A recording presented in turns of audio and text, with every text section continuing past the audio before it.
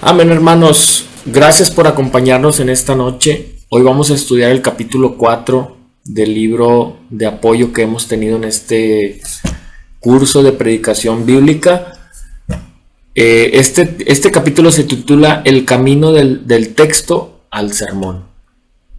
Ya nos vamos a adentrar un poquito más en algunos pasos que, como ya la semana pasada empezamos con algunos los primeros tres pasos que son fundamentales para la elaboración de un sermón, y hoy vamos a continuar con otros principios que también nos van a ayudar para poder elaborar un sermón.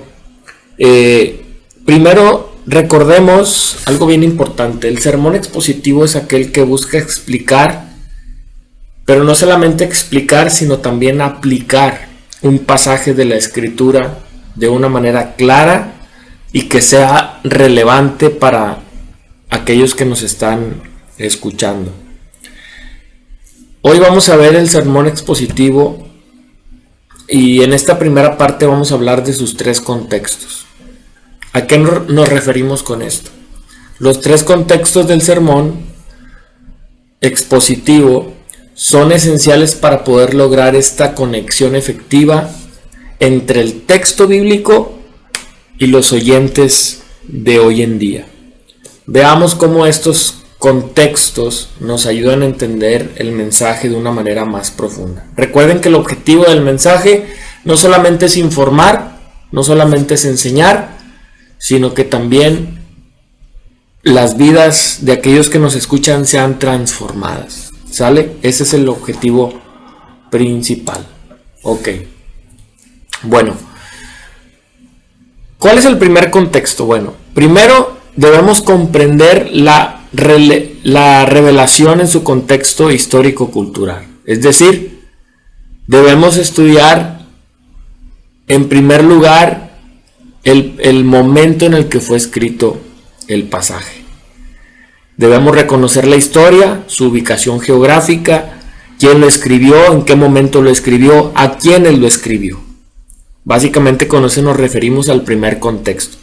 Dios decidió revelarse a sí mismo en la historia a naciones específicas a través de diferentes idiomas y en culturas tan desarrolladas como la de nosotros hoy en día. Noten cómo dice el autor: el exégeta tiene que comprender lo que la revelación de Dios significó para los hombres y las mujeres a quien fue dada originalmente. ¿Sale?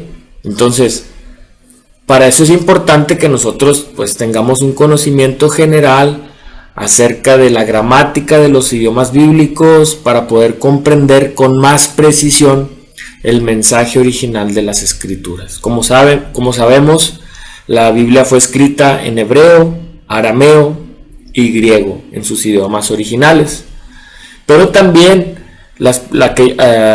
aquellos a quienes fue escrita la Biblia pues también tenían una cultura. Las culturas del pasado eran tan desarrolladas como la cultura de nosotros hoy, y poder comprender un poquito esas culturas nos permite a nosotros poder captar un poquito mejor la relevancia del mensaje de Dios que fue revelado en ese momento. Bien, el segundo contexto: conocer las corrientes del tiempo actual. Identificar los problemas contemporáneos. Cada generación se desarrolla a partir de su propia historia y cultura, y hablamos nuestro idioma particular. Nosotros aquí en Occidente, en un país que fue colonizado, nosotros somos mestizos, hablamos el español, y la palabra de Dios por gracia nos ha sido dada.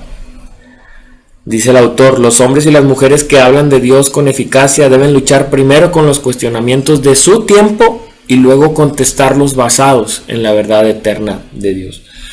Mira, un ministro, un predicador puede pararse delante de la congregación y puede hablar sermones exegéticamente correctos, especializados, bien organizados, sin embargo muertos y carentes de poder debido a que ignoramos los problemas y las interrogantes que afectan nuestra vida el día de hoy. Es imprescindible que nosotros interpretemos las Escrituras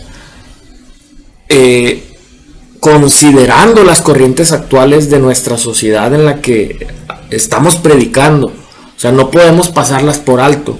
Esto incluye que nosotros hablemos en un lenguaje que sea claro, que sea relevante, evitando expresiones y conceptos que sean imposibles de comprender para nuestra audiencia.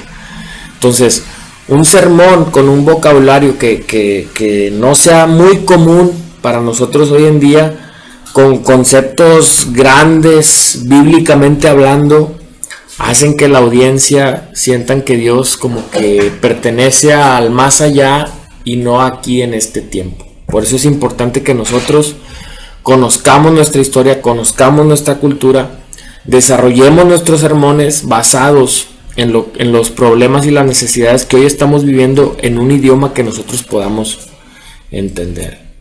Bien, ese es el primer punto, o a eso nos referimos con los 3 contextos de las Escrituras.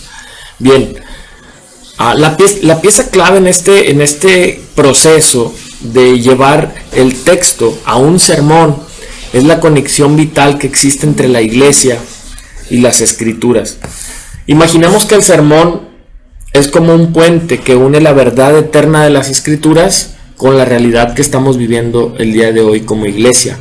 Entonces, este puente no solamente facilita la comprensión de la revelación divina de Dios, sino también cómo nosotros podemos aplicarlo a nuestra vida diaria.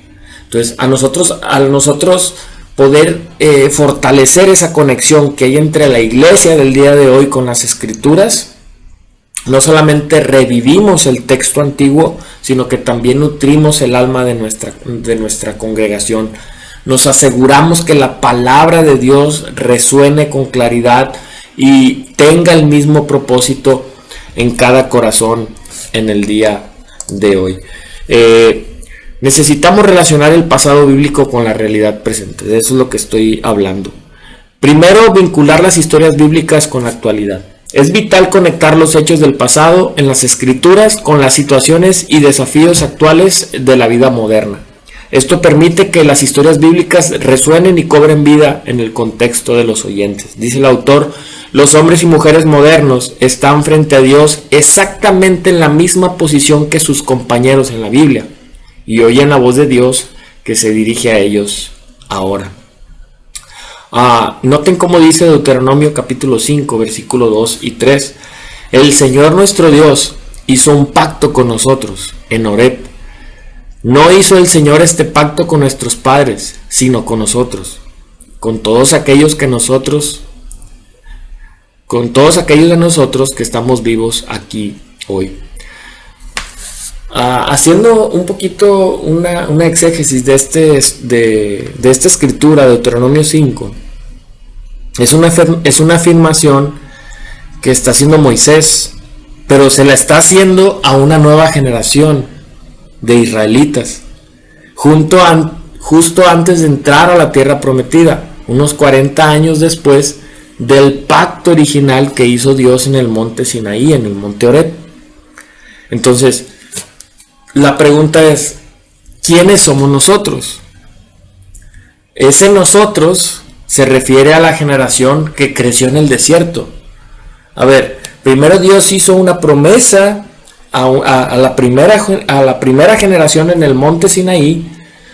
Después de 40 años, Moisés le vuelve a hablar al pueblo, pero a una nueva generación, esa nueva generación que dicen a nosotros, que creció en el desierto, pero eran hijos de aquellos que salieron de Egipto, pero que murieron en el desierto a causa de la desobediencia. Recordemos que solamente quedaron vivos Josué y Caleb. Entonces, ¿qué nos hace ver esto? La renovación del pacto que Dios había hecho con la primera generación. Entonces, Moisés viene a enfatizar que aunque el pacto fue hecho inicialmente a sus padres, Dios en ese momento lo estaba ratificando con esta nueva generación. Dice, no hizo el Señor este pacto con nuestros padres, sino con nosotros, aquí y ahora.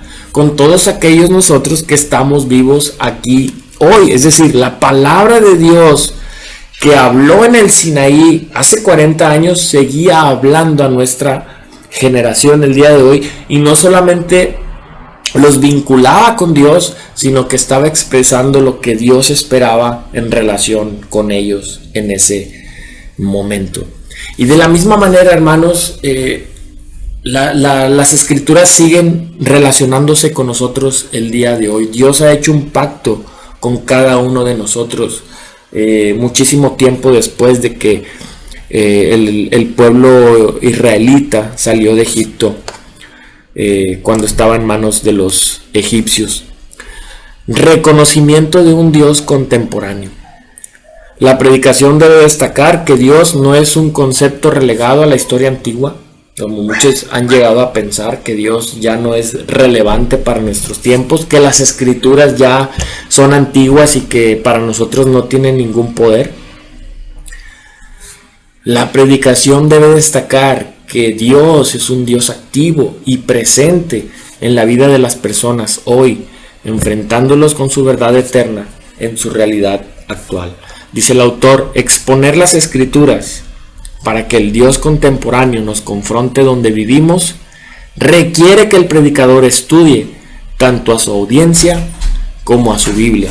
Es decir, tenemos que tener un conocimiento de las escrituras, pero también tenemos que tener un conocimiento de a quienes estamos predicando, de manera que podamos relacionar el pasado bíblico con la realidad presente. Aplicación práctica de los principios. Más allá de una teoría, más allá de una exégesis, más allá de un estudio bíblico, más allá de un sermón, el expositor debe ofrecer soluciones prácticas y relevantes basadas en las escrituras que inspiren a los oyentes a aplicar los principios divinos en sus decisiones diarias, desde los ámbitos personales hasta los sociales. Es trabajo nuestro.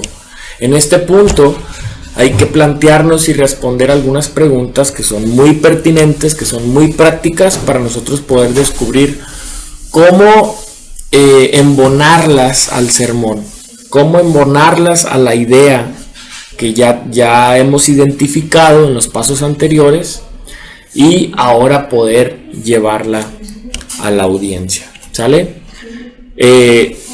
Unificación de mundos en el desarrollo del sermón. Es lo mismo que estamos hablando el día de hoy.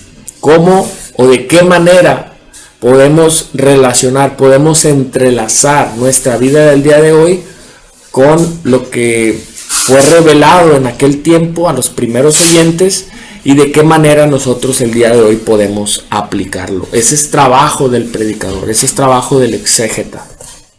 ¿Sale? Etapa número 4.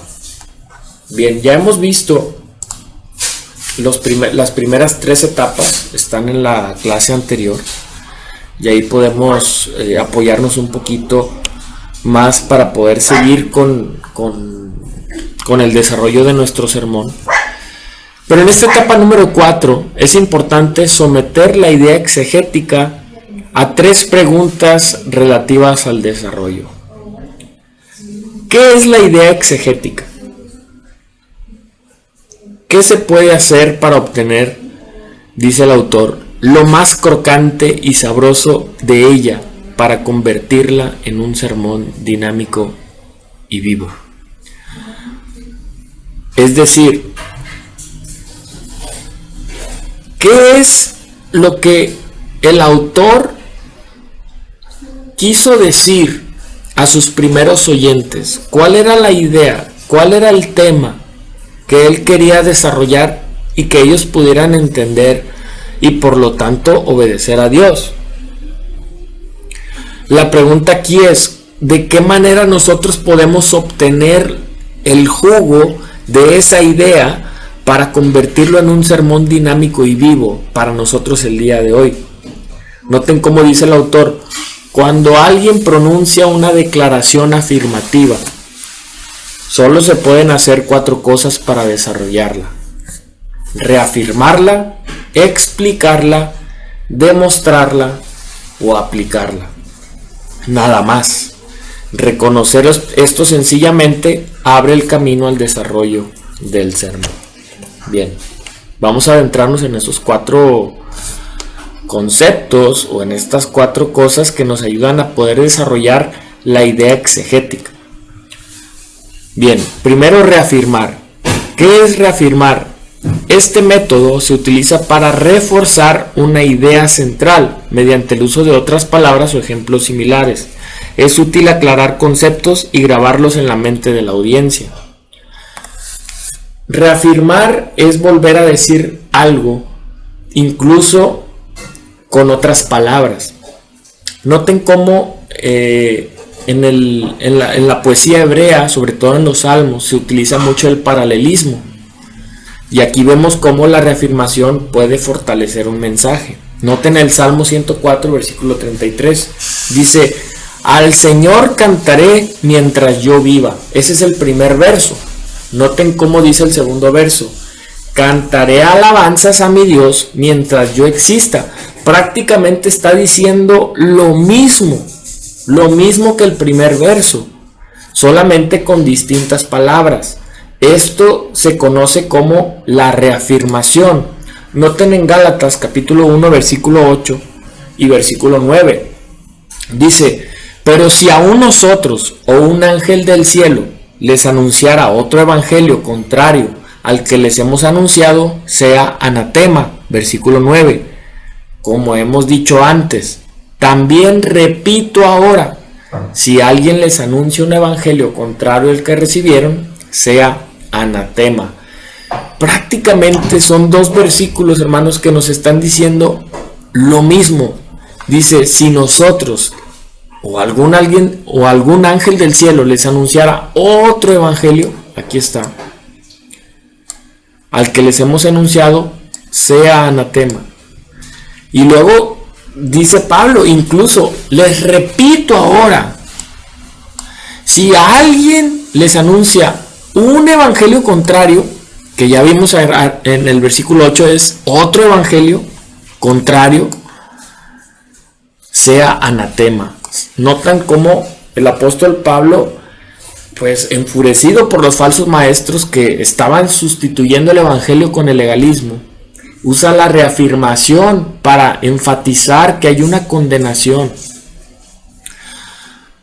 Aquí el autor en el libro nos da un consejo y nos dice que para el predicador que trata de convertir su idea exegética en un sermón, la reafirmación realmente no es tan importante como un método de desarrollo. Sin embargo, las otras 3 formas que vamos a ver más adelante, que realmente son preguntas relativas al desarrollo, son más estimulantes. La reafirmación básicamente es algo que nosotros podemos hacer durante el sermón, no tanto en el desarrollo de nuestro sermón, porque sin lugar a dudas eso ocuparía mucho más espacio en nuestras notas.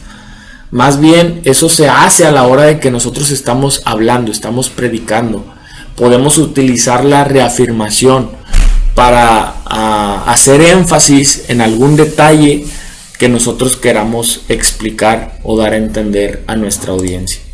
Bien, ¿cuáles son algunas preguntas para el desarrollo? La primera de ellas es: ¿qué significa esto? A la hora de estudiar un texto, nosotros debemos preguntarle al texto: ¿qué significa esto? ¿Requieren este concepto o partes del mismo alguna aclaración? Y bueno, aquí, aparte de reafirmar, viene ¿cómo se le puede llamar? Esta pregunta o esta manera de desarrollar, que es la explicación. ¿Qué es la explicación? Aclarar el significado detrás de afirmaciones bíblicas es crucial para evitar malos entendidos. La explicación amplía conceptos y facilita la comprensión de términos desconocidos. Por ejemplo, tú tienes un pasaje vas a preguntarle al pasaje, desarrolla el autor del pasaje su pensamiento principalmente a través de la explicación. Es decir,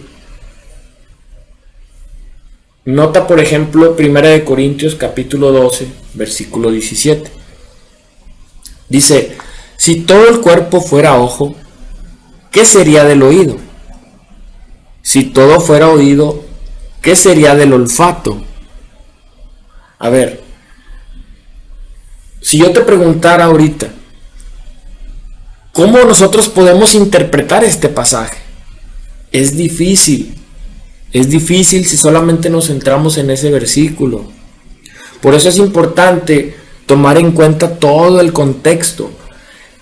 Si nosotros leemos el contexto, nos damos cuenta de que el autor, en este caso Pablo, está tratando de desarrollar su idea exegética a través de una explicación.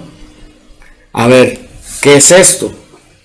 Cuando Pablo escribe a la iglesia de Corintio, está hablando, si tú lees todo el capítulo 12, está hablando específicamente de los dones que Dios entrega a la iglesia para poder operar a favor de la unidad de la congregación.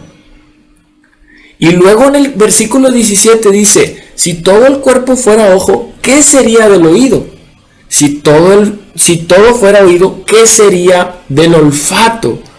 Noten cómo dice anteriormente en los versículos 11 al 14. Dice, pero todas estas cosas las hace uno y el mismo Espíritu, distribuyendo individualmente a cada uno según su voluntad. Aquí está la clave. Porque así como el cuerpo es uno y tiene muchos miembros, pero todos los miembros del cuerpo, aunque son muchos, constituyen un solo cuerpo, y así también es Cristo. Entonces, en todos los versículos que están rodeando esta afirmación que hace el apóstol Pablo, Pablo está explicando el concepto, ya sea separándolo en partes, como cuando enumera los dones espirituales, o los está ilustrando mediante ejemplos como el del cuerpo humano. Pero con esta analogía está explicando que la iglesia, como un solo cuerpo, consiste en muchas partes diferentes, pero cada una de ellas contribuye a la unidad y al beneficio de todas las partes. Entonces, es por eso, hermanos, que no podemos sacar un texto de su contexto, porque de alguna manera nos confunde, malinterpretaríamos lo que el autor nos está diciendo en toda una idea exegética. En este caso, Pablo utiliza la explicación justamente para poder desarrollar una idea principal. Es decir, Pablo extiende su pensamiento a través de la explicación, y que ella será el principal instrumento de su sermón basado en este pasaje. Bien, en primer lugar, ya vimos que la escritura trata con el pasaje, pero la escritura también trata con la gente. A ver, vamos a entender un poquito más esto. Hay elementos en el pasaje bíblico que el escritor da por sentado, de los cuales mi auditorio requiere una explicación. Es una pregunta que nosotros tenemos que hacernos. Hay elementos en este pasaje que el escritor da por sentado, de los cuales mi auditorio requiere alguna explicación. Ahí está el ejemplo, 1 Corintios 12:13. Dice Pablo, pues por un mismo espíritu todos fuimos bautizados en un solo cuerpo, ya sea judíos o griegos, ya esclavos o libres, a todos se nos dio de beber del mismo espíritu. A ver, cuando Pablo estaba dando este consejo a los corintios, en su primera carta, capítulo 8, acerca de la carne ofrecida a los ídolos, la idolatría y el sacrificio eran algo muy familiar para sus lectores. Sin embargo, para la gente el día de hoy no es muy común. Hay gente que se asombra de la idolatría, se asombra del sacrificio a los ídolos. Y por eso es necesario que nosotros hagamos una explicación, algo que para los primeros oyentes era algo muy, muy simple, que Pablo no tuvo la necesidad de explicar. A eso es lo que vamos. Y por eso estamos dando a entender este punto de la explicación. Quizás para Pablo no fue necesario, porque para sus primeros oyentes era algo muy común, pero para nosotros hoy no. Es por eso que necesitamos tomarnos el tiempo en nuestro sermón de poder explicar algunas cosas que para nosotros hoy en día no son muy comunes y que son difíciles de entender. Por eso, si somos sensibles a la hora de poder explicar algún concepto, debemos comprender que cuando comenzamos a hablar, por ejemplo, de la comida sacrificada, tenemos que dar sí o sí alguna explicación. Otro ejemplo, que como lo estamos viendo aquí y lo acabamos de leer, Pablo da por sentado lo que nosotros no podemos dar por sentado. Por ejemplo, Pablo daba por sentado que sus lectores comprendían la obra del Espíritu Santo en cuanto al bautismo.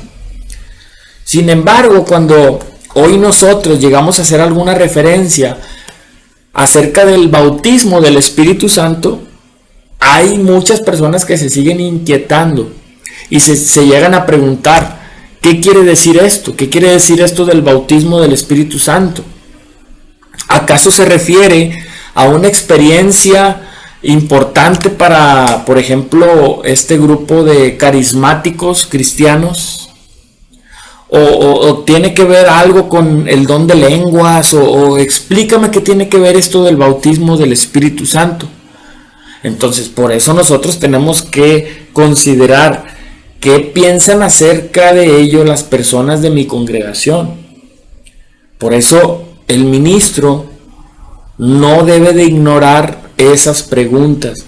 Al contrario, debemos anticiparlas en el momento en que nosotros nos estamos preparando, dedicar tiempo para explicar el bautismo del Espíritu y entonces poder hacer una buena exposición completa.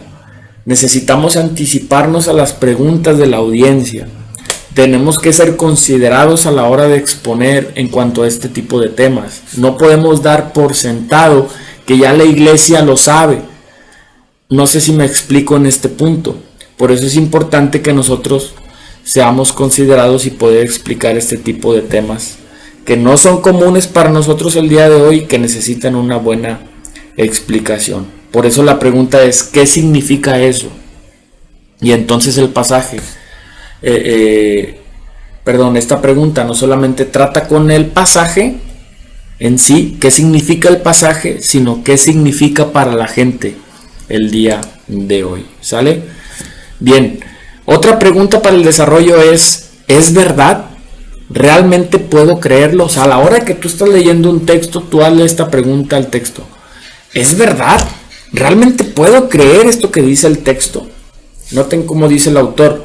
Un impulso inicial de los que toman en serio la Biblia es ignorar esa pregunta y suponer que una idea debiera ser aceptada como verdadera solo porque viene de la Biblia. Pero la aceptación psicológica rara vez viene solamente por citar las Escrituras.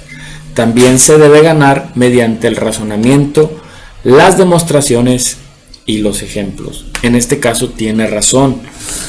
No por el hecho de que nosotros estamos exponiendo la Biblia y porque es un texto que dice la Biblia, ya es verdad. Claro que es verdad. Nosotros lo sabemos por convicción, por fe, que la Biblia es la verdad de Dios. Ahora,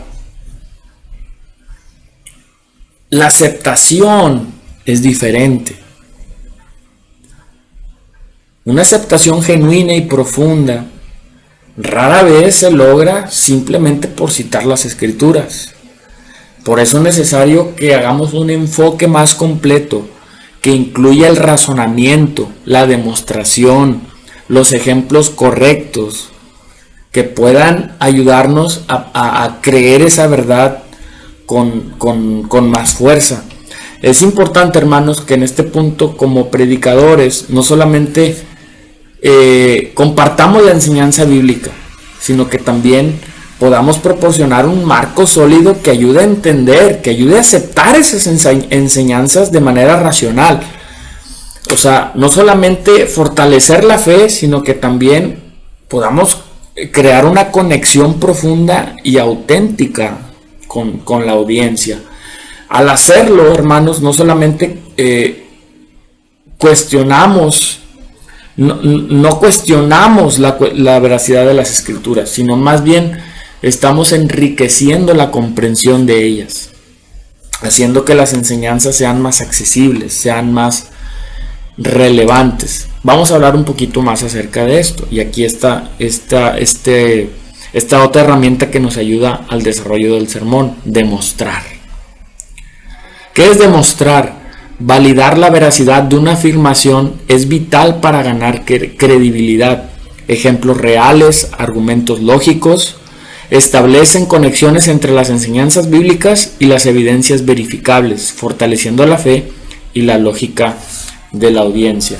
Dice el autor: incluso los escritores inspirados, como hombres de Biblia que eran, establecieron la validez no solamente a partir del Antiguo Testamento, sino también basados en la vida real. Por ejemplo, cuando Pablo quiso demostrarle a la iglesia de Corintio que ellos tenían derecho a recibir apoyo financiero para poder llevar a cabo su ministerio adelante, lo plantea desde la experiencia humana, pero también lo plantea desde el Antiguo Testamento, basándose en la ley de Moisés. Por ejemplo, noten cómo dice 1 Corintios 9, versículos 4 y del 7 al 12. Dice Pablo: ¿acaso no tenemos derecho a comer y beber? Él hablando como un misionero, como un ministro, como un siervo de Cristo. Dice: ¿quién ha servido alguna vez como soldado a sus propias expensas? O sea, está diciendo: ¿quién ha sido un soldado solventándose a sí mismo? Hablando de manera retórica. Luego dice: ¿quién planta una viña y no come de su fruto? ¿O quién cuida un rebaño y no bebe de la leche del rebaño? ¿Acaso digo esto según el juicio humano? Y noten cómo dice: ¿no dice también la ley esto mismo? O sea, Pablo estaba dando su punto a entender en cuanto a la importancia de que él como ministro necesitaba recibir alguna remuneración para que su ministerio fuera apoyado. Y lo hace desde la experiencia humana, pero también apela a la ley del Antiguo Testamento. Dice el versículo 9: pues en la ley de Moisés está escrito: no pondrás bozal al buey cuando trilla. ¿Acaso le preocupan a Dios los bueyes? ¿O lo dice especialmente por nosotros? Sí, se escribió por nosotros, porque el que ara debe arar con esperanza, y el que trilla debe trillar con la esperanza de recibir la cosecha. Si en ustedes sembramos lo espiritual, ¿será demasiado que de ustedes cosechemos lo material? Si otros tienen este derecho sobre ustedes, ¿no lo tenemos aún más nosotros? Sin embargo, no hemos usado este derecho, sino que sufrimos todo para no causar estorbo al Evangelio de Cristo. Entonces, noten cómo Pablo otra vez apela primero a la lógica de la experiencia humana, porque después de todo, si los soldados, los labradores, los pastores, los granjeros reciben salario por su trabajo, ¿por qué no lo recibirá un apóstol o un maestro de la palabra de Dios? Y luego argumenta a partir de un principio más amplio, que es la ley de Dios, que habla en contra de poner un bozal a los bueyes cuando estaban trillando, y les dice: el que trabaja, ya sea un buey o sea un hombre, pues debe recibir su recompensa por su trabajo. Entonces, a través de esa pregunta, Pablo está explicando una verdad, pero haciéndose él mismo esta pregunta: a ver, ¿es verdad este principio que yo voy a explicar a la iglesia? ¿De qué manera yo la puedo demostrar? Entonces apela a la experiencia humana, apela a la ley de Dios, justamente para decirle a su audiencia: claro que es verdad. Claro que es verdad, para poder reforzar. Entonces, prácticamente se adapta a sus lectores, a sus oyentes, para poder fundamentar la validez de sus ideas. Entonces, ese es el punto. ¿Es verdad? Claro que es verdad. Ahora, ¿de qué manera yo puedo demostrar? ¿De qué manera yo puedo usar ejemplos para demostrar que esto es verdad? Y la misma Biblia nos ayuda a poder reforzar la misma verdad de la palabra de Dios. ¿Sale? Entonces, ese es el concepto. Noten Romanos 8:28. Y aquí me quiero detener un momento. Dice la Escritura: y sabemos que a los que aman a Dios, todas las cosas les ayudan a bien. Esto es, a los que conforme a su propósito son llamados. Esta es una escritura que yo creo que se repite mucho, o es muy utilizada en los sermones para animar, justamente a la hora de hablar de que el amor de Dios en los creyentes se refleja en que Él siempre está ayudando a bien a quienes son llamados por Él, ¿no? Pero supongamos que tenemos que predicarle a una congregación esta tremenda afirmación de Pablo, y la mayoría de la congregación recibe esta afirmación de Pablo con admiración. Pero, por ejemplo, ¿qué hay de aquella madre que fue atropellada por un vehículo, que huyó, que dejó viudo a su esposo, que dejó huérfanos a sus 3 hijos? ¿O qué hay de esos padres cristianos cuyo hijo de 4 años fue diagnosticado con cáncer? La pregunta es, ¿cuán bueno es eso para él? ¿Qué hay de bueno en él? No es que dice la Escritura que a aquellos que ama a Dios todas las cosas le ayudan para bien. ¿Qué hay de esas personas? ¿Sí me explico? Por eso es importante que cuando nosotros trabajemos con estos pasajes podamos encarar este tipo de preguntas. Tenemos que anticiparnos a estas preguntas desconcertantes como estas, porque de lo contrario, hermanos, a la hora de poder transmitir con alegría, con gozo estas escrituras, y poder transmitir fe, gozo, júbilo, ánimo a estas personas que están sufriendo de esta manera, si no lo hacemos de verdad, perdemos credibilidad. Entonces, el simplemente hecho de preguntar, ¿es verdad esto que nosotros estamos predicando? ¿Podemos creerlo mis oyentes y yo, esto que dice la Escritura?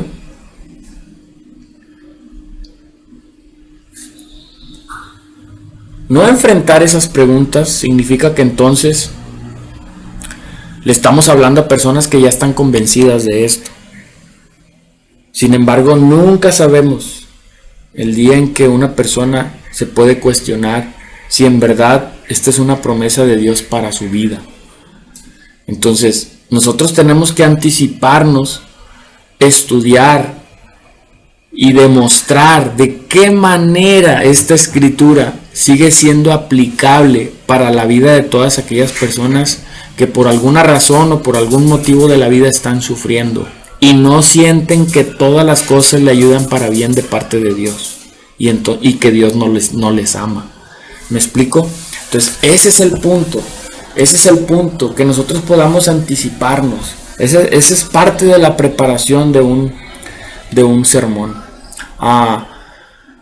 Dice el autor, por no haber estado dispuestos a vivir por encima de un signo de interrogación, es decir, por no hacernos este tipo de cuestionamientos, nos convertiremos en vendedores ambulantes de un mensaje que ni siquiera nosotros creemos.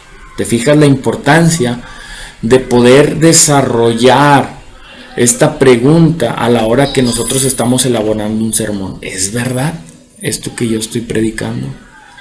¿De qué manera yo puedo demostrar con ejemplos, con la Biblia, a través de la vida misma, que esto es una verdad para todos aquellos cristianos que son llamados hijos de Dios. La iglesia tiene el derecho de esperar que nosotros como predicadores estemos conscientes por lo menos de estos problemas. Siempre necesitamos preguntarle al texto: ¿aceptaría esto mi auditorio como verdad? Y si no es así, ¿por qué no lo aceptaría? Y entonces debemos escribir preguntas específicas que surjan, y si fuera posible, la dirección para dar algunas respuestas. No solamente dar una explicación, sino también ofrecer respuestas al respecto. Otra pregunta para el desarrollo de un sermón: ¿dónde está la diferencia? Y aquí nos vamos a adentrar un poquito más, y quizás esto me tome un poquito más de tiempo. ¿Dónde está la diferencia? Dice el autor: la Biblia es un libro intensamente práctico, ya que fue escrito para ser obedecido tanto como entendido. Y aquí aplicamos otro principio para poder desarrollar nuestro sermón, que considero que es uno de los más importantes: la aplicación. Esto consiste en conectar la enseñanza bíblica con la vida cotidiana del oyente, y ese es el objetivo final del sermón: convertir los preceptos de la Biblia en consejos prácticos. Permite que los oyentes internalicen el mensaje y lo vivan en su contexto actual. La aplicación directa fomenta la transformación personal comunitaria. La tercera pregunta con respecto al desarrollo del sermón tiene que ver con la aplicación. Ya vimos que es esencial que nosotros como predicadores expliquemos la verdad de un pasaje, pero el sermón no termina hasta que nosotros lo relacionemos con la experiencia de los oyentes. Aquellos que nos están escuchando cuando nosotros estamos predicando un sermón, esperan que respondamos a la pregunta: ¿dónde está la diferencia? Porque podemos exponer muy bonito de qué se trató el Éxodo, de qué se trató aquel evento cuando Daniel fue a la fosa de los leones. Podemos hablar del arca de Noé y hacer toda una exégesis muy profunda. Pero ¿qué tiene que ver con nosotros hoy? Esa es la pregunta. ¿Dónde está la diferencia? Todos tenemos la responsabilidad de hacer esta pregunta, no solamente nosotros como predicadores, sino también los oyentes, como discípulos de Cristo. ¿Dónde está la diferencia? Porque cada uno de nosotros estamos llamados a vivir bajo la autoridad de Dios. Algo básico a la aplicación adecuada es la exégesis correcta. Si nosotros no hacemos una exégesis correcta, no podemos aplicar la Biblia de manera adecuada. Por eso es importante hacer un estudio profundo. No solamente se trata de decir palabras al aire y no hacer un estudio profundo del texto que yo voy a predicar. Tengo que primero hacer una exégesis correcta, una exégesis profunda, un estudio correcto de las Escrituras para entonces poder hacer una aplicación adecuada. No podemos decidir lo que significa para nosotros un pasaje a menos que hayamos determinado lo que el pasaje mismo quiere decir. Esto es bien importante y es el paso número 1, hermanos. Por eso es importante una exégesis bíblica correcta. Para esto debemos sentarnos frente al escritor bíblico, tratar de entender lo que quería transmitir a los lectores originales. Luego de comprender lo que pudo haber significado en sus propios términos y tiempo, podemos clarificar qué cambio debería traer eso a nuestros días el día de hoy. Entonces, la tercera pregunta con respecto al desarrollo del sermón tiene que ver con la aplicación. Ya vimos que es esencial que como predicadores expliquemos la verdad de un pasaje, pero el sermón no termina hasta que nosotros lo relacionamos con la experiencia de la iglesia del día de hoy. Identificar la situación original y actual para una correcta aplicación. Bien, Dice el autor, a fin de aplicar el pasaje de manera correcta, tenemos que definir la situación en que fue dada originalmente la revelación y luego decidir lo que el hombre o mujer actuales no comparten con los creyentes originales. Esto es bien importante porque hay muchas cosas que hoy en día pues ya nosotros no compartimos con personas de hace 4,000 años, 3,000 años, 2,000 años, cuando les fue revelada la escritura. Sin embargo, miren lo que dice aquí, cuanto más estrecha sea la relación entre el hombre moderno y bíblico, más directa sea la aplicación. Es decir, entre más coincidencias, entre más relación haya entre nosotros y nuestros antepasados el día de hoy, más directa es la aplicación. Por ejemplo, Santiago 1, 19 al 20. Dice, mis queridos hermanos, tengan presente esto. Todos deben estar listos para escuchar, pero no apresurarse para hablar ni para enojarse, pues el enojo de una persona no produce la vida justa que Dios quiere. Si se fijan, esto aplica para los primeros cristianos, a quienes les fue dada la escritura, a quienes les fue dada por primera vez la palabra de Dios, como para nosotros hoy. Es decir, no hay mucha diferencia. Hay una relación relativamente profunda entre aquellos primeros cristianos y nosotros, porque son principios que se pueden aplicar eternamente, como este. Todos deben estar listos para escuchar. Por supuesto, hoy nosotros, el principio para nosotros espiritual es exactamente el mismo. No apresurarse para hablar ni para enojarse. Claro, o sea, esto realmente no necesita muchísima explicación. Sigue teniendo una gran aplicación para nosotros el día de hoy. Ahora bien, cuando el mensaje del pasaje bíblico es menos directo para nosotros, la aplicación correcta se vuelve más difícil. Es por ello que nosotros como expositores tenemos que dar especial atención no solamente a lo que los hombres y mujeres actuales tienen en común con los que recibieron la revelación original, sino también a las diferencias. Nota como dice Efesios, capítulo 5, versículo 6. Dice, esclavos, noten aquí, ya desde aquí la palabra esclavos, que para nosotros hoy no hay ese término, no existe ese término, ya no existe la esclavitud. Sin embargo, noten cómo dice, obedezcan a sus amos terrenales con profundo respeto y temor, sírvanlos con sinceridad tal como servirían a Cristo. Otra vez, debemos identificar la situación original y la situación actual para una correcta aplicación.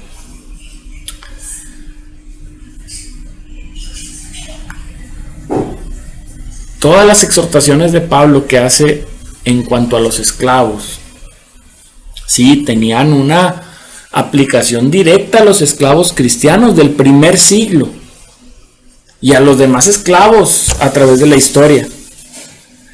Incluso muchos de los principios con respecto a la relación esclavo-amo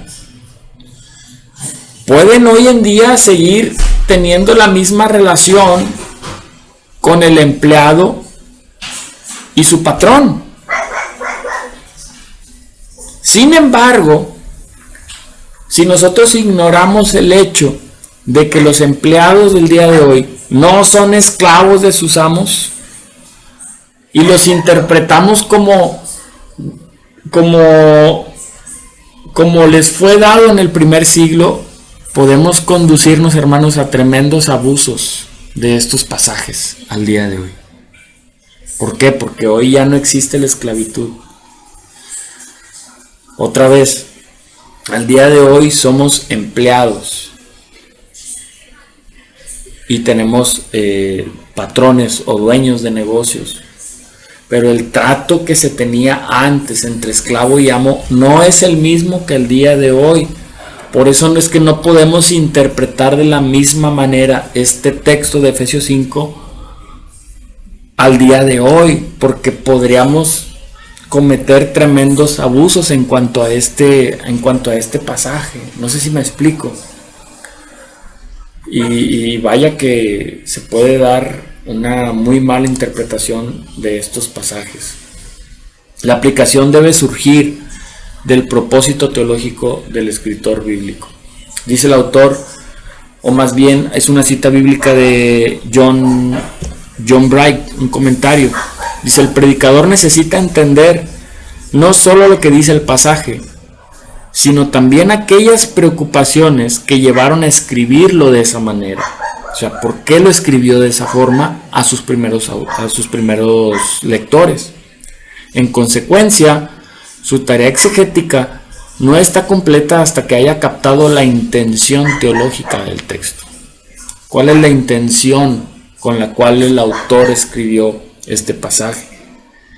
Hasta que no haga esto, no puede interpretar el pasaje y puede llegar a hacerlo atrozmente, atribuyéndole a sus palabras una intención muy diferente a la de su escritor.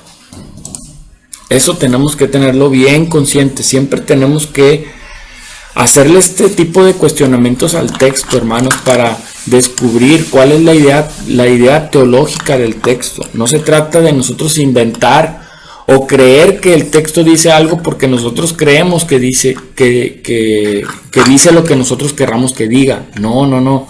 Siempre tenemos que descubrir qué es lo que el autor bíblico quiso decir a sus primeros lectores.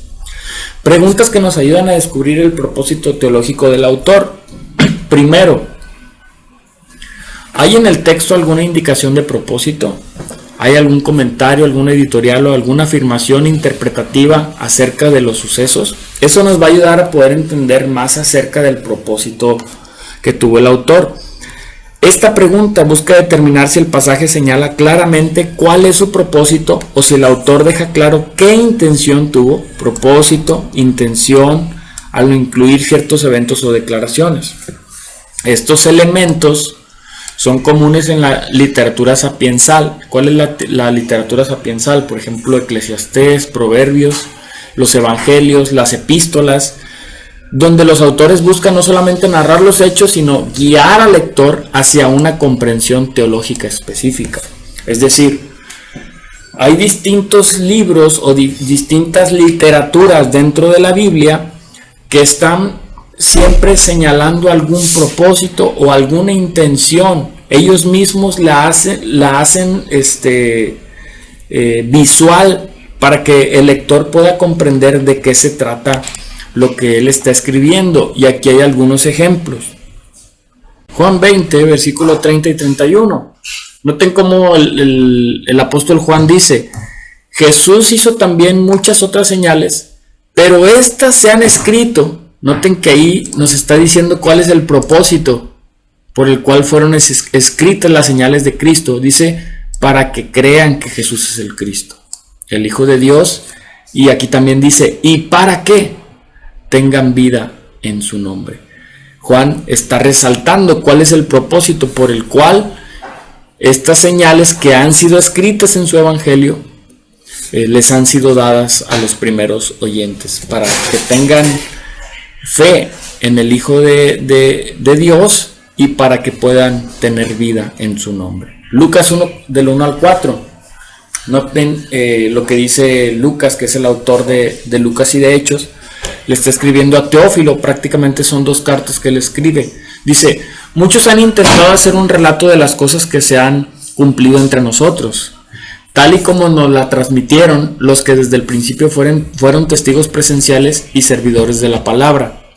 Por lo tanto, yo también, excelentísimo Teófilo, habiendo investigado todo esto con esmero desde su origen, he decidido escribírtelo ordenadamente. Y ojo aquí, ¿para qué? Para que llegues a tener plena seguridad de lo que te enseñé.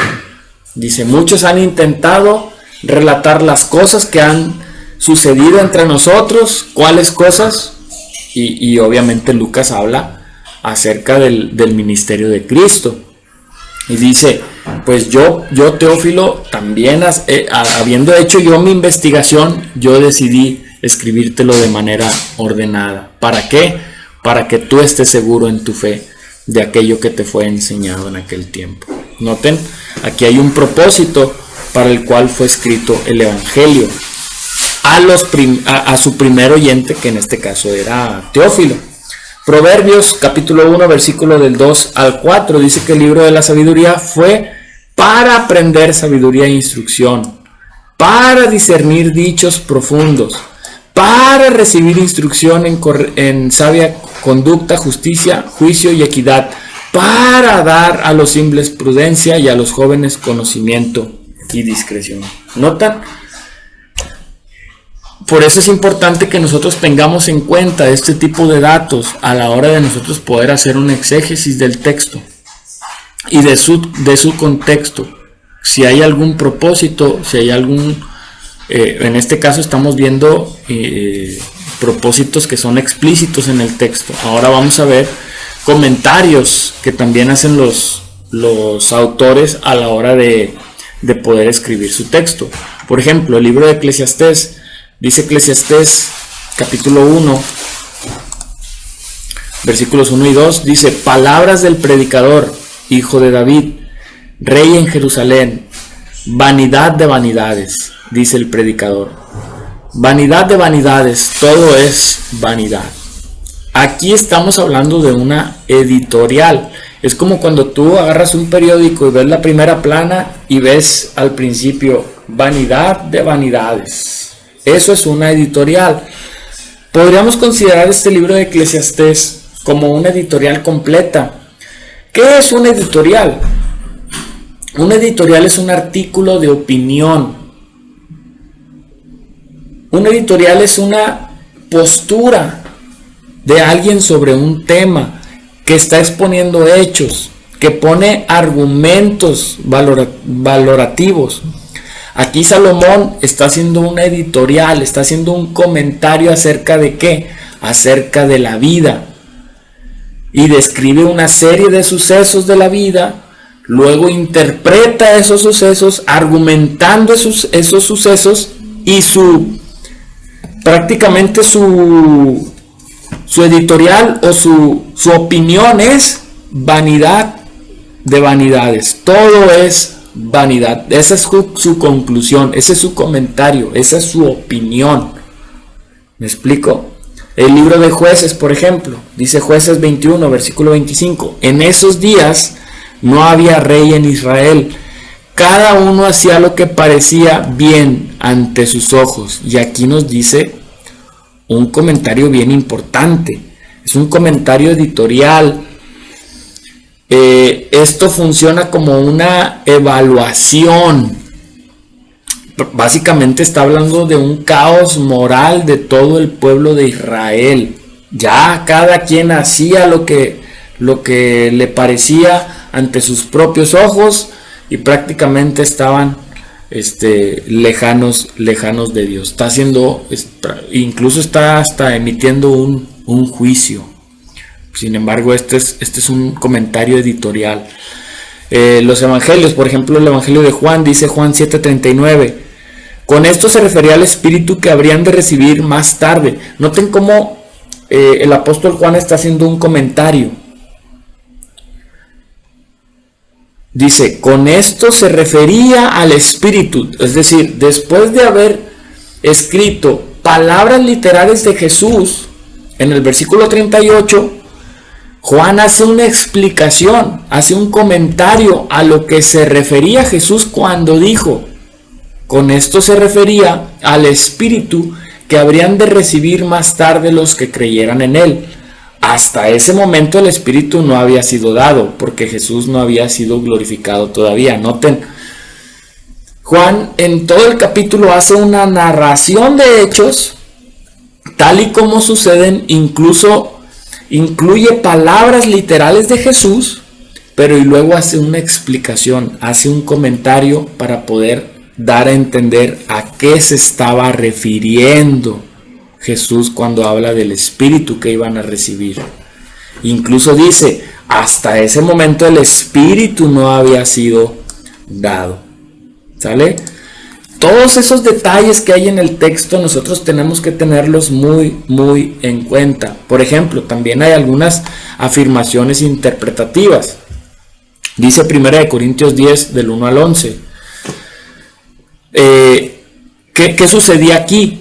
Pablo estaba interpretando los sucesos del Éxodo, el pueblo en el desierto, como ejemplos directos escritos para la instrucción de la iglesia.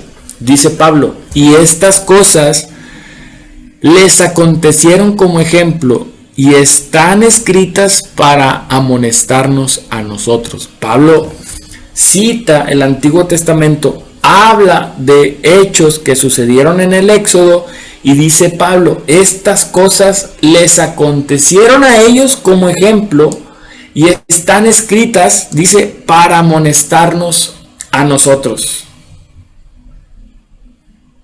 ¿Sale? Romanos y en algunas otras cartas de Pablo toma sucesos históricos del Antiguo Testamento, los interpreta teológicamente para argumentar doctrinas. Por ejemplo, en Romanos 4 y Gálatas 3, Pablo habla acerca de la justificación por la fe, no por las obras o por la circuncisión. Pero Pablo está apelando a hechos históricos del Antiguo Testamento y básicamente citando el Génesis. ¿Cuál es la interpretación teológica de Pablo? Pablo usa eso para demostrar que la justificación es por la fe y no por las obras, y argumenta que Abraham es el padre de todos los creyentes, tanto de judíos como gentiles, porque su relación con Dios se basó en la fe. Le fue justificada, le fue hecho justo por su fe, no por sus rituales religiosos o por la circuncisión. Entonces, Pablo toma sucesos otra vez del Antiguo Testamento y los interpreta de manera teológica para poder argumentar doctrinas para la iglesia, para la iglesia moderna, para la iglesia de Cristo.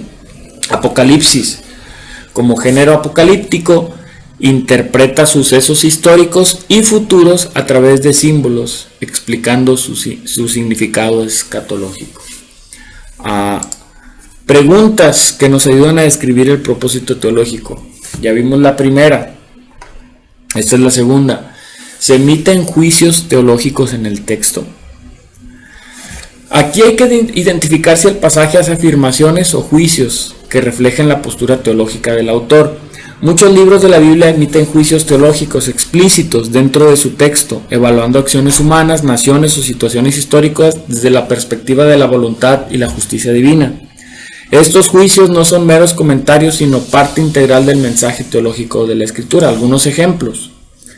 En el libro de los Jueces, y de hecho lo cité hace un momento, a menudo llamado la historia de la infidelidad de Israel, así es conocido el libro de los Jueces. Este libro sigue un patrón de pecado, de opresión, liberación. El texto juzga teológicamente a Israel por haber hecho lo malo ante los ojos de Dios y adoptar costumbres paganas. ¿Sí? Se emite un juicio teológico desde el principio. Libros proféticos, Amós, Isaías, Jeremías. Los profetas actúan como fiscales de Dios, emitiendo juicios teológicos severos contra la injusticia social, la idolatría, la hipocresía religiosa. Sofonías, por ejemplo, anuncia un día de juicio inminente por la desobediencia. ¿Sí? Están emitiendo juicios de parte de Dios. Libro de Job, a través de sus diálogos, este libro juzga la teología tradicional de la retribución, es decir, la idea de que todo sufrimiento es castigo por un pecado específico, y finalmente ofrece un juicio divino que afirma la soberanía de Dios sobre la sabiduría humana. Es importante que nosotros tengamos en cuenta esta parte de los juicios teológicos. Tercera pregunta que nos ayuda a descubrir el propósito teológico del autor. ¿Se cuenta esta historia como ejemplo o como advertencia? ¿De qué manera exactamente? Y si este incidente es una norma o una excepción, y qué limitaciones podrían ponerse. ¿Cuál es la idea? Verificar si la historia que se presenta sirve como ejemplo, como advertencia o como excepción, y qué limitaciones tiene su interpretación. Esto nos ayuda a entender si el relato es una norma o algo que debe interpretarse de manera cuidadosa. Existen muchos pasajes de la Biblia, sobre todo del Antiguo Testamento, que se consideran excepciones a la norma o que ya no se aplican de manera literal en nuestra práctica diaria de nosotros como cristianos el día de hoy. Esto se debe a la distinción teológica entre el antiguo pacto, es decir, la ley de Moisés, y el nuevo pacto establecido por Jesús. Algunos pasajes que suelen ser excepciones, es decir, que ya no se aplican al día de hoy, o que ya no podemos interpretar de la misma manera para nosotros aplicarlos el día de hoy. Por ejemplo, las leyes ceremoniales o leyes dietéticas, alimentos prohibidos, restricciones sobre no comer cerdo, mariscos o ciertos animales se consideran superadas, especialmente tras la visión de Pedro en Hechos 10 y las enseñanzas de Jesús sobre lo que contamina al hombre. Sacrificios de animales ya no se realizan. Jesús es considerado el sacrificio perfecto, definitivo, único por el perdón de los pecados. La pureza ritual, normas sobre tocar cosas inmundas, lavados ceremoniales. ¿Se acuerdan los fariseos ahí tachando a los discípulos por no haberse lavado las manos? Y ahí Jesús les dice: hipócritas ustedes, con sus labios me honran, pero su corazón está lejos de mí.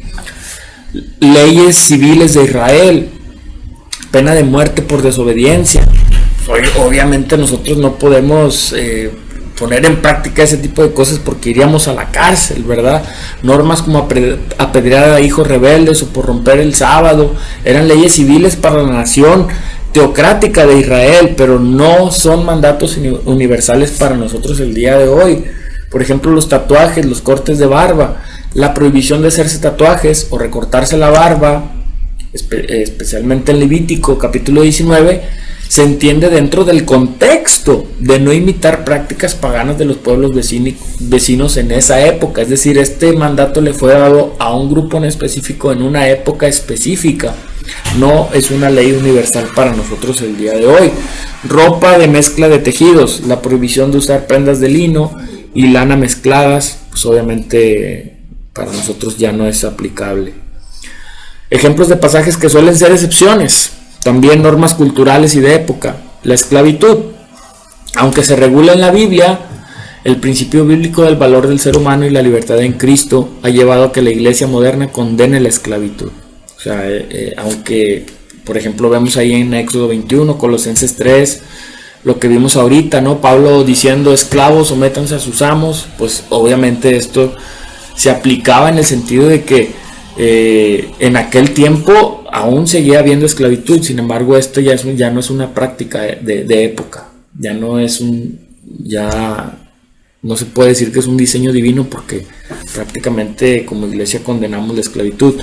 Silencio de la mujer en la iglesia. Algunos pasajes como 1 Corintios 14:34 se interpretan hoy mayoritariamente dentro de su contexto cultural específico en Corinto, y no como una prohibición universal y eterna para todas las épocas.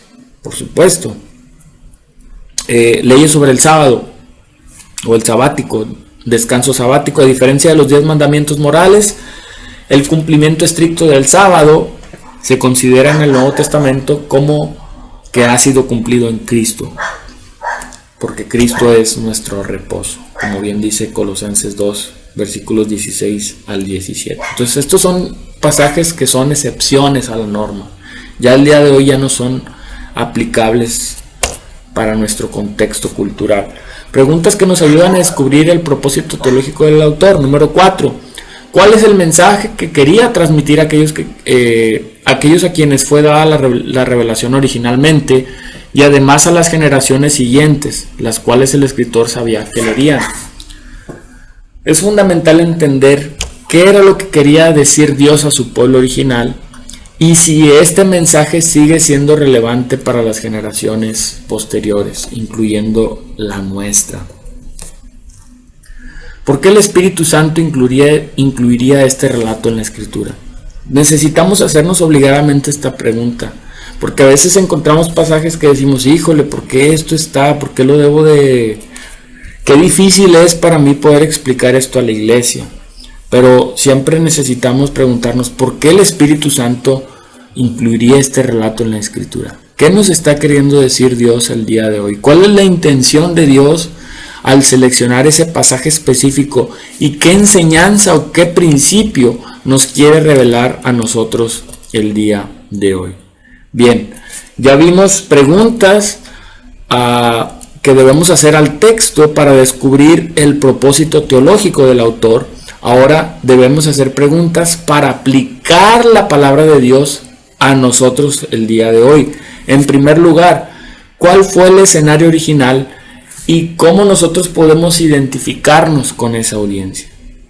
Bien, aquí te puse una tabla comparativa entre el pueblo de Israel y la iglesia del día de hoy, simplemente como un ejemplo, para saber de qué manera nosotros podemos identificarnos con el pueblo de Israel en el Antiguo Testamento. Bueno, ellos creían en Dios. Hoy nosotros creemos en Dios.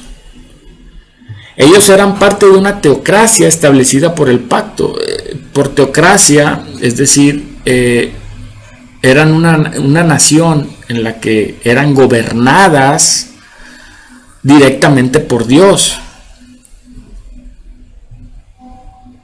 La iglesia el día de hoy no es una teocracia, ni tampoco somos una nación. Creemos en Dios y somos en esta época el pueblo de Dios, aunque no seamos una nación como tal. Somos el pueblo de Dios por la revelación de las Escrituras, lo que ellas nos enseñan. Noten que hay una gran diferencia, sin embargo, espiritualmente nos podemos identificar, por supuesto, porque somos el pueblo de Dios, creemos en Dios. Aunque ya no somos una nación y ya nos formamos no somos una teocracia, seguimos siendo el pueblo de Dios. El pueblo de Israel en Deuteronomio fue dado por Moisés a una nueva generación en el extremo del río Jordán. Al igual que ellos, nosotros tenemos la revelación de la palabra de Dios. Aunque no solamente tenemos el Deuteronomio o los primeros 5 libros de Moisés, como es la Torá, hoy nosotros tenemos la revelación completa de Dios. Dios había hecho un trato con ellos, el cual especifica en detalle las recompensas y los castigos por su desobediencia o su obediencia. De igual manera, al día de hoy, Dios sigue esperando que nosotros obedezcamos y nos enseña cuáles son las consecuencias de obedecer o desobedecer. Eso es lo primero. Lo segundo es qué reacciones tuvieron los primeros oyentes y cómo respondemos el día de hoy. Dice el autor, o más bien esta es una cita de Daniel Bauman: somos muy parecidos a la gente del mundo antiguo. ¿En qué sentido? Solo en algunos pensamientos superfluos, en ciertas creencias racionales y en algunas disposiciones mentales que somos diferentes. En todas las realidades básicas del corazón, aquí está la clave, somos idénticos. Estamos delante de Dios igual que la gente en todas las épocas. Experimentamos la culpa de David, la duda de Tomás, la negación de Pedro, la apostasía de Demas, quizás hasta el beso de Judas, el traidor.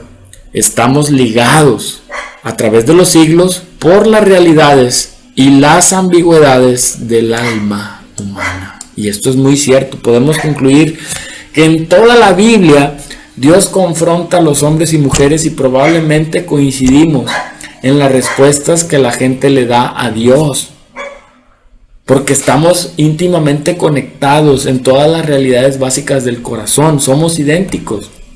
Ese mismo Dios, el Dios de la Biblia, cuya persona y carácter no cambian, también se dirige a nosotros el día de hoy en nuestras situaciones, en nuestro contexto. Los principios involucrados en estos encuentros son muy semejantes a lo largo de toda la historia. Número 3. ¿Qué nuevas perspectivas hemos adquirido acerca del trato de Dios con su pueblo a través de la nueva revelación? Esto nos invita a considerar siempre el contexto al estudiar y aplicar las escrituras. En la historia del pueblo de Israel aparecen incidentes que parecen irrelevantes o desconcertantes. O sea, para nosotros es como, híjole, esto como que no le encuentro mucho sentido. Incluso lo percibo hasta confuso. Pero dice, su significado se hace obvio a lo largo de los años. Como dice el autor, como la Biblia es válida en su totalidad, ningún pasaje debiera ser interpretado o aplicado en forma aislada de todo lo que Dios ha dicho.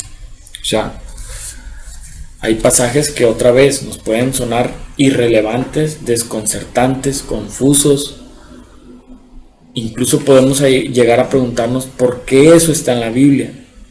Pero todo lo que Dios ha dicho nos ayuda a nosotros poder interpretar y aplicar las escrituras a nuestras vidas el día de hoy. Número 4. ¿Qué aplicaciones específicas y prácticas tiene para mí y mi congregación? Y aquí te puse algunas preguntas que nos pueden ayudar a poder considerar esta respuesta.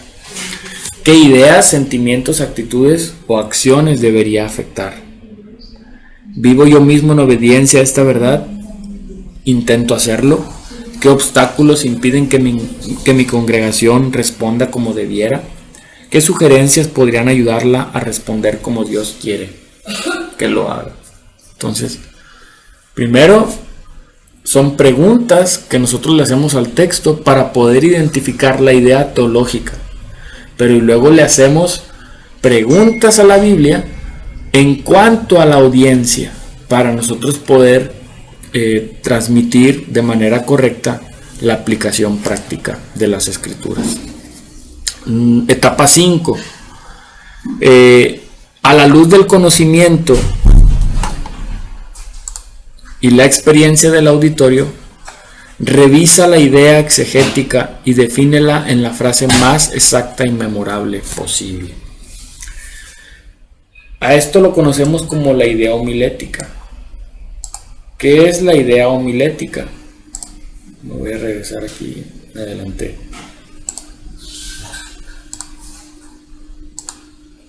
Aquí está. ¿Qué es la idea homilética?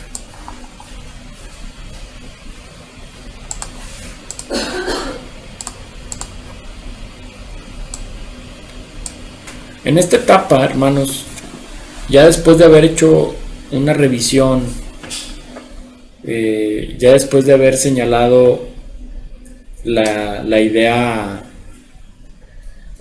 principal, hacia dónde se dirige el autor, qué es lo que nos está queriendo decir Dios, de qué manera podemos relacionar esto que dice Dios con nuestro contexto, a nuestros días, a nuestras vivencias, a nuestra experiencia. Es importante definir la idea homilética. La idea homilética surge después de un estudio intensivo del pasaje y un análisis extensivo del auditorio. Esto es lo que ya acabamos de ver. No solamente estudio el pasaje, sino estudio al auditorio. Después de haber estudiado el pasaje, después de haber analizado al auditorio, nuestro contexto el día de hoy, lograr esa idea y expresarla creativamente es el paso más difícil en la preparación del sermón. Definitivamente, hermanos. Es algo que requiere que nosotros ya hayamos hecho toda una investigación completa. Cuando la idea aflora en la mente del predicador, clara como una luna llena, es que ya tiene el mensaje para predicar. Es decir, ya estamos llegando prácticamente a lo último. Ya tenemos la idea completa. Ya tengo el tema, ya tengo su complemento, ya hice un estudio del pasaje, ya identifiqué cuál es la idea teológica que el autor quiso transmitir a su audiencia. Ya hice un estudio extensivo acerca de mi auditorio, cómo nosotros podemos aplicarla el día de hoy, y entonces surge la idea homilética que viene a conectar justamente ambas partes. Pregunta sobre la idea homilética. ¿Es una idea ingeniosa? ¿Capta la atención de los oyentes?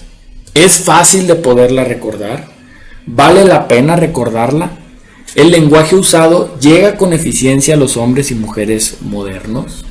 Esto es bien importante porque a la hora de nosotros poder transmitir un sermón, tú le vas a preguntar a alguien, bueno, ¿y de qué se trató el sermón? ¿De qué habló el domingo el pastor? Es importante que la gente, el auditorio, la iglesia, los creyentes, los amigos que nos acompañan se vayan con esa idea bien impregnada en el corazón. Y todas estas preguntas nos pueden ayudar para que esa idea se suplante, sea realmente considerada por nuestro auditorio. Cuando una idea es un principio universal, aplicable a cualquier persona o época, la expresión de la idea homilética puede ser idéntica a la exegética. Ya vimos la idea exegética, eso es lo primero que vimos, los puntos 1, 2 y 3. Y aquí lo que está diciendo es que puede ser exactamente la misma idea exegética. Por ejemplo, ¿a qué se refiere con esto? Aquí hay algunos ejemplos de ideas exegéticas. Lucas 12:15 dice: absténganse de toda avaricia. La vida de una persona no depende de la abundancia de sus bienes. Imagínate que tú predicaste todo Lucas del 1 hasta el 18. Y entonces Jesús usa una parábola, hace una explicación a sus discípulos y al final resulta en esta frase Jesús: absténganse de toda avaricia. La vida de una persona no depende de la abundancia de sus bienes. De verdad es que es una frase que viene a sembrarse en el corazón. Y claro, por supuesto, a los primeros oyentes en aquel tiempo, pero prácticamente es como el resumen de todo lo que enseñó. Esa es una idea exegética,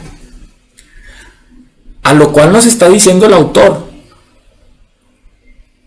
cuando una idea es un principio universal que se aplica a cualquier persona, la idea homilética puede ser igual. O sea, ahí no necesitamos cambiarle absolutamente nada, puede ser lo mismo. Proverbios 15:1: la respuesta amable calma la ira, pero la agresiva provoca el enojo. O sea, es una gran conclusión, es una muy buena frase, es una idea exegética. Habacuc, capítulo 2, versículo 4: el insolente no tiene el alma recta, pero el justo vivirá por su fe. ¿Quién en día de hoy no conoce esta frase en su vida cristiana? El justo vivirá por su fe. Es una gran idea exegética. No debemos descuidar, hermanos, el impacto que produce una idea bien expresada. Y ese es trabajo de nosotros en cada sermón que nosotros elaboramos. La idea exegética, la idea homilética. Estas ideas que acabamos de ver aquí se siguen aplicando a nosotros el día de hoy y en cualquier cultura. Cuando, por ejemplo, el hombre sabio de Proverbios dice: la blanda respuesta quita la ira, mas la palabra áspera hace subir el furor. Pues habla en términos que todos podemos entender. Lo mismo Habacuc: el justo vivirá por fe. Al decir esto, expresa una de las verdades bíblicas de la Escritura que son fundamentales en la experiencia de la vida cristiana. Es más, no necesita ni siquiera explicarse. Es algo muy sencillo. Otras ideas exegéticas que se convierten en homiléticas, haciéndolas precisas y personales. Noten cómo dice 1 de Tesalonicenses, capítulo 1, versículos 2 al 6. Dice: siempre damos gracias a Dios por todos ustedes cuando los mencionamos en nuestras oraciones. Lo recordamos constantemente delante de nuestro Dios y Padre a causa de la obra realizada por su fe, el trabajo motivado por su amor y la constancia sostenida por su esperanza en nuestro Señor Jesucristo. Hermanos amados, sabemos que Él los ha escogido, porque nuestro Evangelio les llegó no solo con palabras, sino también con poder, es decir, con el Espíritu Santo y con profunda convicción. Como bien saben, estuvimos entre ustedes buscando su bien. Ustedes se hicieron imitadores nuestros y del Señor cuando, a pesar de mucho sufrimiento, recibieron el mensaje con la alegría que infunde el Espíritu Santo. ¿Qué es lo que está diciendo aquí el apóstol Pablo? Aquí tenemos un ejemplo de cuál es la idea en general. Pablo estaba orando, estaba dando gracias a Dios por la iglesia en Tesalónica, por los resultados que brotaban de su fe, por su esperanza, por su amor y por las evidencias de haber sido elegidos por Dios. Si hacemos un resumen de lo que está hablando Pablo, prácticamente esa es la idea. Pero una idea homilética tiene que ser una idea más sencilla y más directa. ¿Cómo podemos resumir el resumen? Prácticamente es eso. Bueno, aquí está la idea más sencilla y directa. Podemos dar gracias a Dios por los cristianos, por lo que hacen por Dios y por lo que Dios hace por ellos. ¿Sale? Entonces, prácticamente esta es la idea para la predicación. Tiene que ser más sencilla y más directa. Y a la hora de nosotros poder, no sé, si fue el texto de Primera de Tesalonicenses, que nos tocaba predicar el domingo, bueno, pues ya tenemos entonces la idea. Ya hice un estudio del pasaje, ya hice un estudio de cómo esto puede ser aplicable a nuestras vidas. Bueno, entonces la idea más sencilla, o cómo puedo resumir toda esa enseñanza, aquí la tengo. Aquí la tengo. Prácticamente esa es una labor que nosotros tenemos que hacer a la hora de hacer un sermón. Otro ejemplo, 1 Timoteo 4, versículos 12 al 16. Que nadie te menosprecie por ser joven. Al contrario, que los creyentes vean en ti un ejemplo a seguir en la manera de hablar, en la conducta, en amor, fe y pureza. En tanto que llego, dedícate a la lectura pública de las Escrituras y a enseñar y animar a los hermanos. No descuides el don que recibiste mediante profecía, cuando los líderes de la iglesia te impusieron las manos. Sé diligente en estos asuntos, entrégate de lleno a ellos, de modo que todos puedan ver que estás progresando. Ten cuidado de tu conducta y de tu enseñanza. Persevera en todo ello, porque así te salvarás a ti mismo y a los que te escuchen.